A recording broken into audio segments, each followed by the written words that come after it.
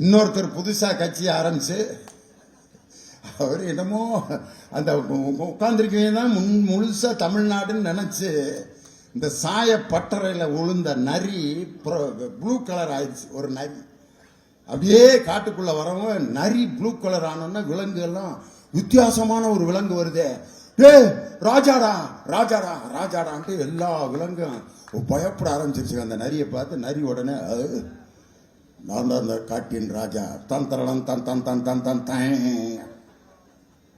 எல்லா விலங்குகளும் இப்படி நடுங்கிட்டு இருக்கு, உண்மையான ராஜா தாண்டான்ட்டு. மழை வேஞ்சு அந்த ப்ளூ கலர் சாயம் வெளுத்து போச்சு. விலங்குகள்லாம் கடிச்சு கொதறி அந்த நரியை தூக்கி எரிஞ்சிருச்சு.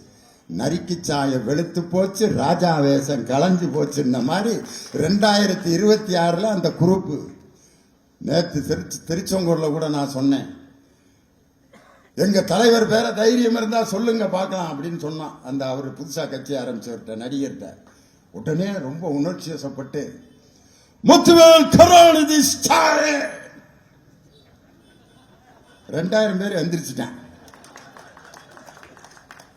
இந்த பெயர் சொன்னா மட்டும் போதுமா அப்படின்னாரு. 2000 பேர் எந்திரிச்சோன்னா அவருக்கே என்னடா அந்த பேரை சொன்ன நம்ம கட்சிக்காரங்களே எந்திரிச்சிட்டாங்களே, அந்த பேருக்கு எவ்வளவு மரியாதை என்பதை அந்த இடத்திலேயே என் தலைவன் நிரூபிச்சு காமிச்சிட்டாரு.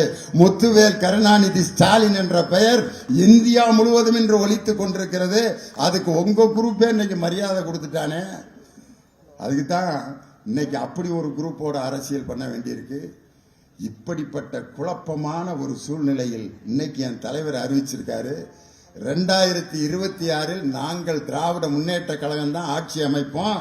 2வது பிளேஸ்ல ஓடி வர்றதுக்கு தான் இப்ப போட்டி நடந்துகிட்டு இருக்கு.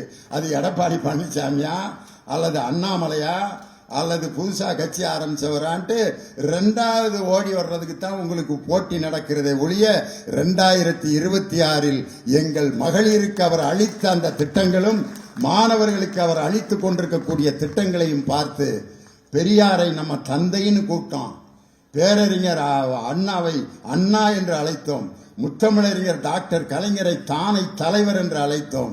இன்னைக்கு நம்ம தலைவரை எல்லோரும் அப்பா என்று அழைக்கின்ற அந்த கண்கொள்ளா காட்சி